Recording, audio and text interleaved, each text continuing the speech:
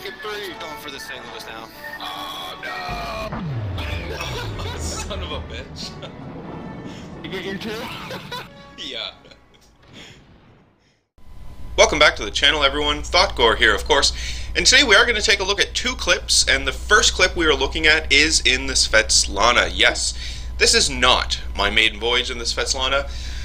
We might take a look at it, I don't know. It might show up in an episode of Ever Wonder, if I ever get one of those together, right? So, in the Svietlana. Now, Svietlana, yeah, I'm not so keen on. I would still, in my personal opinion, I would still take a Kuma any day over Svietlana. I just do better in a Kuma, and I prefer the Kuma, frankly. I just find the Kuma has more toughness to her, right? She can take a few more hits. Obviously, the Kuma has a similar issue with the Svietlana in that, you know, citadels will happen fairly regularly and fairly easily as well. It's just with the Svietlana, it seems to happen a whole lot more often, right? And we know this of the Russian cruisers. The citadels are a little higher than what you would expect, or sorry, what we are used to on the current ships in the game, so there's that. I do like the guns on the Svietlana. All that being said, I really enjoy the number of guns on the Svietlana, right? It's great. And as well, the firing arc of the guns I have been really enjoying, because I can fairly easily fire over mountains and hit targets on the other side. Again, the biggest thing with this ship is you need to make sure that you don't take many hits. And the hits you do take cannot be broadsides. Just, it can't. It can't. Especially when you're coming against a battleship, right? Now, this battle here that we're looking at, we're on New Dawn. I didn't have high expectations for this battle. I didn't think I was going to actually amount to anything at all in this battle, because it is a tier 6 battle, right? They've got a Fuso on the enemy team, and I was afraid of the Fuso. They have a Cleveland, which I'm also terrified of. So, with all of that, you know, with those, just having those 2 ships just made me very, very afraid. Now, there is also an aircraft carrier. There's a Bogue. The Svietlana does have anti-air on her, but tier 4, right? You get the guns that you would probably expect of a tier 4 cruiser, so it's nothing to write home about. It's nothing too fantastic. But they're there, I suppose, right? To the very least, hopefully, rattle the pilots who are doing strike runs on your ship. That's the hope there, anyway. So we do see a destroyer off in the distance. I'm firing shots in on the destroyer, right? Here go my last few shots. We end up hitting the destroyer, finishing him off, and getting a first blood out of it. So, a nice little surprise. There's the Fuso, so I'm immediately going to be turning into this channel to get into the islands so that the Fuso can't shoot me. I do not want to get shot by the Fuso, because frankly the Fuso just has to look at me and I'm done. It's over. So, but you can see here, the nice thing about, you know, the firing arcs I was telling you about, the firing angles of the shells and whatnot, I'm easily able to fire over these mountains, even though I'm, you know, right next to them, and I can still get some decent shots into the Fuso. The whole strategy here for me at this point in time, you can see also New Mexico, tier 6, terrifying when you're in this ship, but anyway, the whole strategy here is to just get a few shots out, set some ships on fire, get out of there, right? That's all I can hope to do, is to set fires, burn targets down over time, especially these larger, higher tier targets. Now, obviously, these destroyers like this Isokaze, that's not going to be that big of a deal. I've got other allies helping me out as well, right? The hardest part on shooting out that destroyer is trying to get the range in on him, so I actually hit the destroyer. So I'm not too concerned about the destroyer. In terms of maneuverability of the Svietlana, it is fairly maneuverable. I was fairly surprised. She's not the fastest ship by any means. Actually, though, historically, I think she was the fastest ship.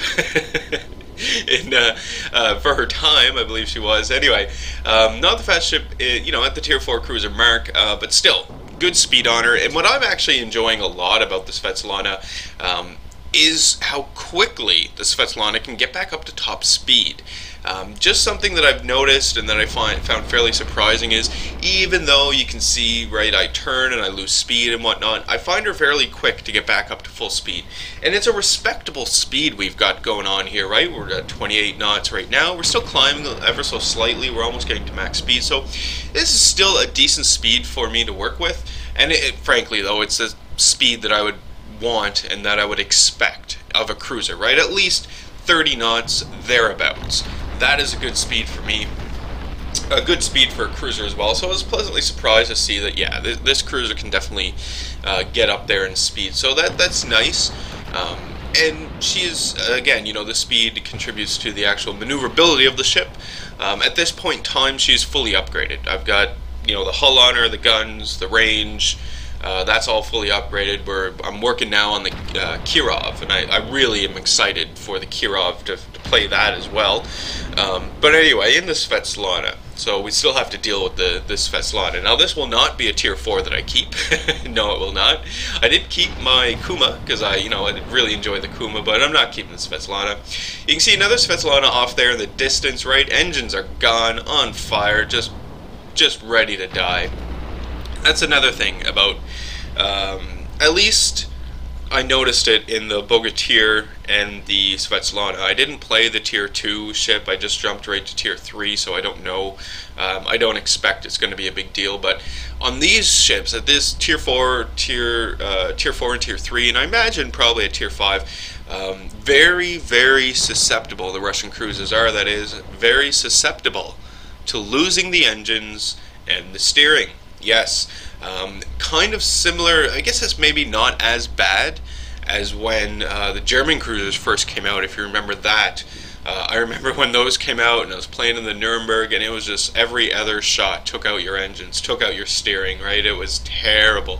They did eventually fix it, but I'm finding the same susceptibility here to the Russian cruiser, at least the Svietlana. Again, I don't know about the higher tiers, maybe it gets better at the higher tiers, but with this ship, it happens all the time, which is starting to make me think and plan on giving my commander, giving the captain of the ship some abilities that maybe I wouldn't have taken right off the bat for a cruiser captain. For example, Last Stand. Yep. They did move it up to the 2-point, but I don't believe I have it on all of my cruisers right now, especially the higher cruisers. But it is probably going to be something that I'm going to want on these Russian cruisers at a really early stage, right? So there's that, and it makes it interesting. Now, Fuzo's coming up, right? I just checked the range of my torpedoes on the ship, 5-kilometer range torpedoes. I've got 3 torpedo tubes mounted, or I've got 2 torpedo launchers mounted in triple tubes on each side of the ship. So we have this Fuzo, so I'm going to start lining up torpedoes on the Fuzo. I did not think that this was going to go like it did. So the Fuzo starts turning into me, which was a huge surprise. If he would have kept going forward, I wouldn't have been able to hit him with torpedoes, but he decides to turn into me. Now look at this. I am terrified. Fuzo's staring me down. Oh my god, I think. So we launch our torpedoes. Launching our torpedoes, I waited for the Fuzo to kind of turn back in on himself, hoping that these torpedoes that I launched are going to hit.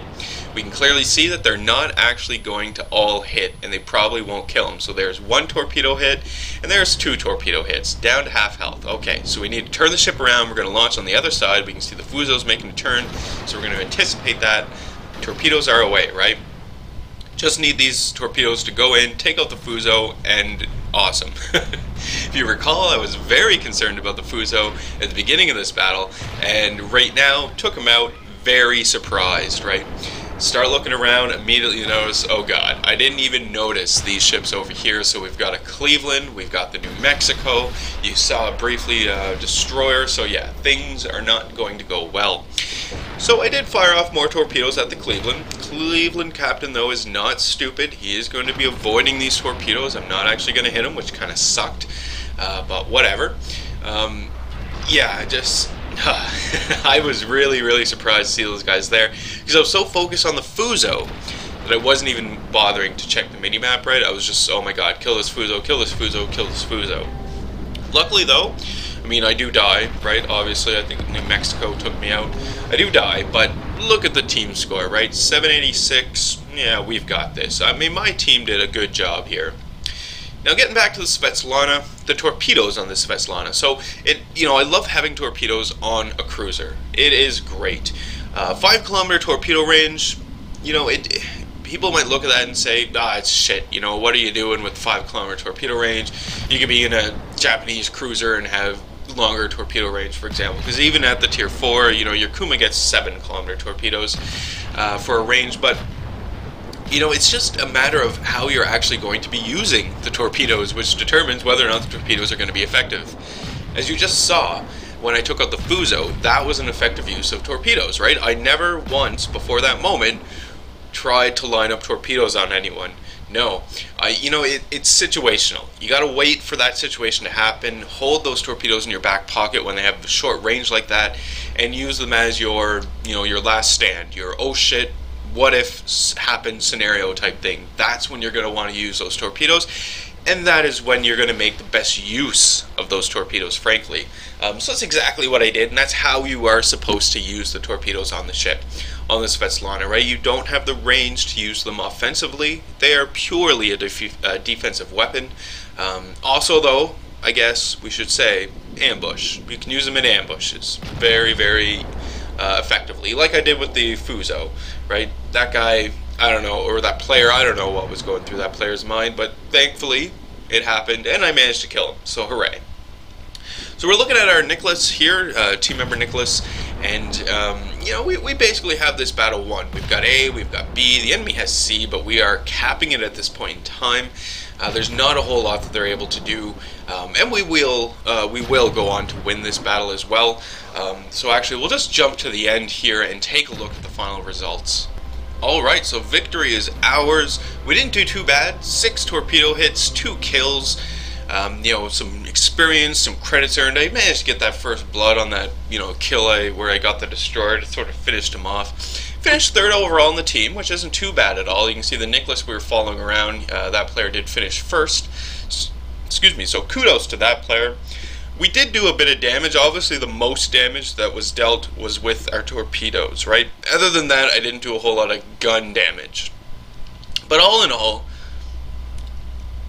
I guess you could say that I do enjoy the Svietlana more than the Karlsruhe. More than the Karlsruhe. That probably still is the biggest piece of trash at tier 4. Yeah. Anyway. Anyway, into the next clip. We are on straight. I'm in the Kamikaze R.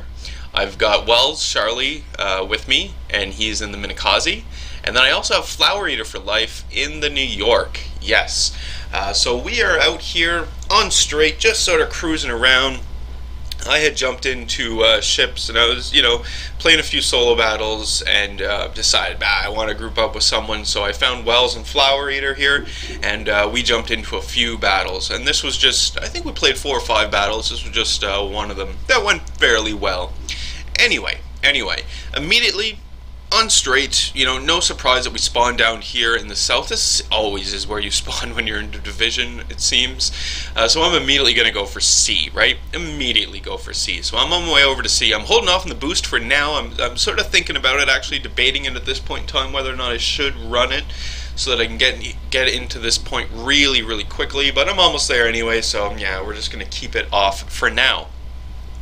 But I'm fully expecting to, you know, start coming across enemy ships, specifically enemy destroyers. That is really what I'm watching out for in this beginning stage of the battle here, being a destroyer myself, because you know that the enemy destroyers are going to have the exact same plan as you. Get into the cap as soon as you can, start capping it, right? It's obvious. So there's an enemy destroyer. I believe it was a Nicholas. Now this was another surprising torpedo snipe for me.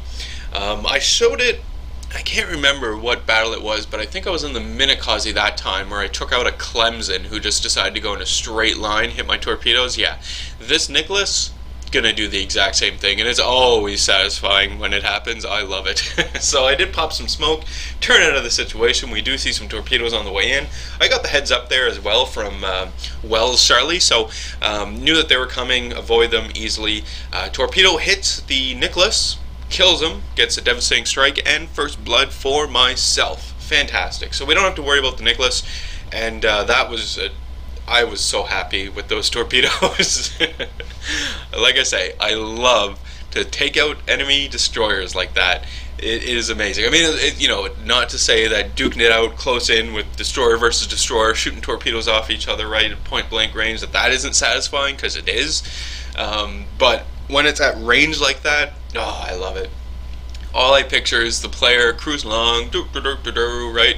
looking at the enemy ships going, oh, I'm going to kill this guy, line up torpedoes on this guy, oh my god, torpedoes, and then blam. He's gone. That is what I picture. Anyway, we managed to take C, so that's pretty great. Now I'm starting to size up some of the enemies here in the background, right? I see an enemy battleship. It's a Congo, and I really do want to take out the Congo. We do see the enemy aircraft carrier pop up, Zihu, or Zaho, whatever. So, yeah, thinking about that as well. But more importantly, I'm going to try and take out this enemy Congo, right? I figured that this was the best thing to do. See, Wells is in front of me. Wells has already launched his torpedoes off the Congo, so we're going to switch targets. I'm not going to, maybe I don't need to go for the Congo, but then I decide, yeah, what the hell, why not? Wells is in front of me now, so I don't have any, concern about actually hitting him with my torpedoes. So that's fantastic. We're still sizing up the Congo, but I'm still looking at other targets as well, because of course we've got Flower Eater, who's moving into the sea cap right now, and obviously where he's in a battleship, and he's not so close in, he has a better perspective on what's going on just at a glance, right? So he can easily tell us. He was telling us about the ships over here, about their aircraft carrier. So I launched off 2 torpedoes at the Congo. We're going to launch off 2 more, or 2 sets of torpedoes at the Congo, and I launched off my 3rd set here at an enemy cruiser, and I'm turning away. I'm spotted now. Don't want to be spotted, so turning away. I'm no longer spotted, so that's great. The torpedoes that Wells has sent at the Congo, they have missed. My torpedoes are on the way for the Congo, but it doesn't look like they're actually going to hit, at least not all of them. So there's that, but I do have these torpedoes on the way for the enemy cruiser as well, so we'll see what happens there. My torpedoes at the Congo have all missed, and my torpedoes at the cruiser have missed as well. It was close. I almost did hit the fantail there of that cruiser, but just couldn't happen. You can see Wells is in smoke and not doing too well right now on some fairly low health, so I'm going to try and get in here, see what I can't do to save him, maybe distract the enemy with my ship and maybe have them start shooting at me as opposed to him, and maybe get him to survive a little longer. That's a possibility. So we do have torpedoes coming in from an enemy airstrike, so that's, wasn't so bad, because frankly I was already turning away, so it was really easy to avoid those. I have more torpedoes on the way for the enemy cruiser, so hopefully those are going to hit, but the enemy cruiser is already turning away, so not looking so great. And it's at this point in time too that I'm sort of looking around, considering my options here. I'm really close to B. I think I might actually go into B and start capping it, right? I do like the idea of chasing down the battleships and taking them out, but they are so far out of position that I wasn't willing to go over there and get that done, especially considering I'm so close to B. I can get in here to B, and I can cap it. Torpedoes come in from the enemy cruiser. I thought it was all over there, folks, to be honest with you. When I first saw them, I was like, oh, fuck. But turned out well indeed. I was able to, easily avoid those torpedoes, no big deal. And line up more torpedoes on the enemy cruiser, fire those torpedoes off, and now we're going to make a run into B, right? Essentially exactly what I wanted to do, sort of wait for my torpedoes to reload, fire off some more here at the enemy cruiser, and then go into B. Now the torpedoes are on the way for the enemy cruiser. These torpedoes do look good. It looks like we're actually going to hit that guy, so that is fantastic. Yeah, there's no way that this cruiser is going to be avoiding that. There he goes, and he's gone. Fantastic. So that's good. Now I can go into B, take B, without any big concern here. We do have some enemy ships in and around B, but I'm feeling fairly safe here. We still have Wells. Wells is still alive. He's in the southern half of the map down there with Flower Eater, and what they are doing is they are corralling the last remaining enemy ships down there in the south. You can see they still have the battleship, and I think it's another cruiser, maybe another battleship, but they're, corralling them down there in the corner and finishing them off, so fantastic. I launched off some torpedoes at the enemy aircraft carrier because, just in case that enemy aircraft carrier didn't see me and decided to reverse into the channel, those torpedoes would be there to give them a nice surprise. So we're still capping B. I'm spotted intermittently here because of the planes that are launching taking off and landing at the enemy aircraft carrier. So that is happening here as well, but yeah, not so big of a deal. I'm not too concerned about it, right? We do have some enemy cruisers here off in the distance. We can see it. Fairly low health though, and he wasn't taking shots off at me. I've almost got B completely secured here. There we go. B is now ours, so excellent. And it's at this point in time that I'm just going to circle around, come out, come into the channel on the east and try and take out the enemy aircraft carrier. That was my plan, but you can see plans were foiled by this enemy cruiser. Yes, enemy cruiser pops up. He has launched torpedoes. I'm easily able to avoid these torpedoes though, thankfully. And I was going to try and ambush this cruiser, right? Hopefully he was going to come around the island, and once he came around the island, I would then be able to get some torpedoes into him. More torpedoes come in from the enemy aircraft carrier, but again, I'm able to avoid these, so excellent. I did pop my smoke, you'll notice. I did not want to pop my smoke. That was a mistake. What I was trying to do, I believe I was trying to pop my boost, and smoke went off. I didn't want that to happen. Very close there with the torpedoes, right? Oh god. But I didn't want that to happen. It did end up happening. Whatever, I suppose. I don't have the benefit of smoke anymore. I did take a bit of damage here. You can see the enemy cruiser, no pushover, obviously turning into my torpedoes. I'm going to avoid those and putting shots into me. So we're down to a little over quarter health remaining. Not that great of a situation. I can see Wells, and Wells was going after the enemy aircraft carrier, basically, is what he is trying to do. So he's on fairly low health, and because we're all in TeamSpeak talking away, I know and assumed, rather I shouldn't say I know, I assumed that Wells was going to get killed by the secondary batteries of the aircraft carrier. Yeah, pretty much the biggest shame for a destroyer captain, right? Sorry, Wells. But it pretty much is. So I knew that this was going to happen, at least I figured, because Wells was on such low health, he was getting in so close, you can see he's still, trying to get in there, that I'm going to start lining myself up to head off this enemy aircraft carrier and take him out. That's what I'm going to attempt to do here. Hopefully it's going to work. Hopefully as well I'm going to be wrong and Wells is going to survive. I'm not wrong. No. But whatever. Wells did do a bit of damage to the aircraft carrier, to his credit, right? So there is that. So really, I just need to get in here, hit him with one torpedo, and that should be the end of the enemy aircraft carrier. Then we would just have two enemy ships remaining, I believe a battleship and a cruiser. So that is what we're going to attempt to do here. So I know that the enemy aircraft carrier is in the channel here. We saw him moving up to the north right. We know he's there, so we're going to start lining up our torpedoes, just waiting for him to be spotted. There he is. We've got the lead indicator. Everything is fine. Not concerned about his secondary batteries taking me out. However, these torpedoes, so I see these torpedoes. We're avoiding them. We are avoiding them. I do not see the second set of torpedoes, though. Yes, they are coming. So I'm avoiding these torpedoes. Second set of torpedoes is on its way. You can see the leads there, and I was like, what? And then, yeah, blam, dead, gone. At least I took out the enemy aircraft carrier, though. There is that. So that wasn't too bad at all. I did die, I know, but, took out 3 ships with me, which isn't too bad. We have a commanding lead right now in points and the cap zone, so we are going to win this. There is no ifs, ands, or buts about it. We have this in the bag, and rather because we switched over here to Flower Eater in the New York. New York is painfully slow, though. It's going to take a little while for the New York to actually get up there and to start firing on these enemy ships. So essentially, what happens is the New York gets there, puts Flower Eater puts one last salvo into the enemy cruiser, takes him out, and we win. So with that being said, we're just going to jump to the results screen here. And there we go, victory is ours. Fantastic. So taking a look at the results, they weren't too bad. So I did get the devastating strike and the first blood. I got the 3 kills. I think it was only 3 torpedo hits though, which was pretty surprising, but still you can see finished 3rd overall. Flower Eater was 2nd overall, so not too shabby. Did a bit of damage with torpedoes, but not as much as obviously we've seen in the past, but this was still a great, teamwork battle. And obviously, walk away with credits and experience. So that is today's video. Thank you guys for tuning in, watching it through.